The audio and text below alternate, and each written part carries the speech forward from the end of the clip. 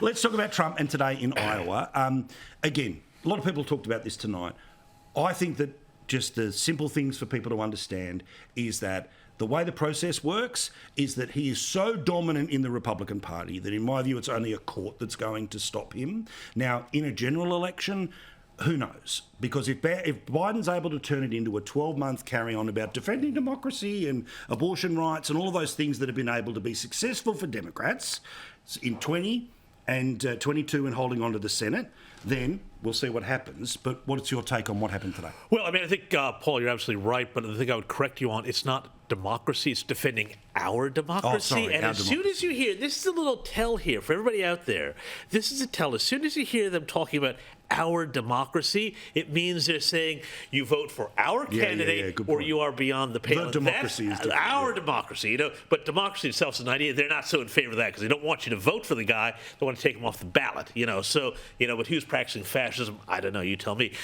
I did think that the Trump, it was an interesting result. I mean, yes, a big romp home for Trump. Two caveats. Number one, I feel like you got a lot of people who did not vote for Trump and maybe in the never Trump camp, which could hurt him in the general. Like those people who voted for Nikki Haley, it's going to be hard to get them across in a general election. That's one thing. The other thing, too, is just listening to his victory speech, his, speech at the end there was just something, it felt like he dropped back a little bit of a gear. I'm wondering what that's about, whether that was just a one-off or if there's something else bigger happening behind the scenes. Yeah, well, that's a very good point. My sense is that he's giving sort of, 12 hours to 24 hours for everyone else to jump out and get behind him, and then the nicknames stop, or they start up again and he'll run them off the table.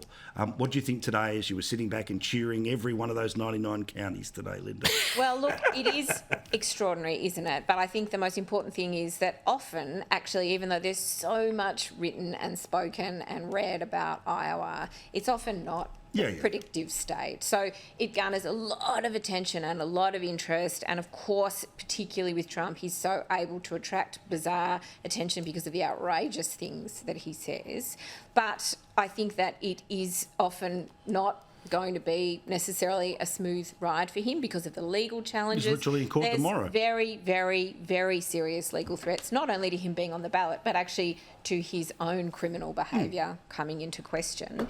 But also, I think that if you were a sensible Republican, surely you'd be wishing for a candidate like Haley. You'd be wishing for a candidate that can But they're on the ballot, and you can vote for them if you want to but attract they're not winning. middle American voters in the way that Joe Biden can. That said, if Nikki Haley was the nominee, she would be the worst thing since sliced bread. She'd be a fascist. Remember when binders full of women? Remember that one?